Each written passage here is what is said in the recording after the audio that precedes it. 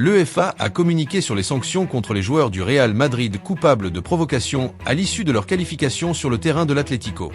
La décision est tombée et elle est finalement à moindre mal pour le Real Madrid, qui se déplace mardi soir, 21h, sur le terrain d'Arsenal en quart de finale aller de la Ligue des Champions et qui n'aura pas de nouveau suspendu à l'Emirates Stadium.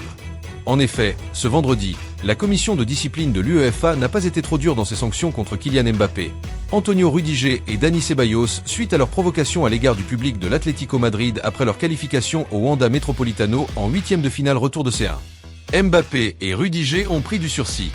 Si Vinicius Junior, houspillé par le public, s'en tire à bon compte sans aucune procédure disciplinaire ouverte, Kylian Mbappé, qui s'était touché les parties génitales en direction du public, et Antonio Rudiger, qui avait mimé une décapitation, ont eu droit à la totale amende plus suspension avec sursis. L'Allemand devra s'acquitter d'une amende de 40 000 € et d'un match de suspension qui n'est pas immédiatement applicable et soumis à une période probatoire d'1 an à compter de la date de la présente décision. Sanctions similaires mais amende moindre pour le Français, 30 000 €, alors que Ceballos se contente de l'amende, 20 000 €. S'il espérait la clémence pour ces hommes, Carlo Ancelotti évite quand même la suspension directe qui aurait forcément été beaucoup plus préjudiciable.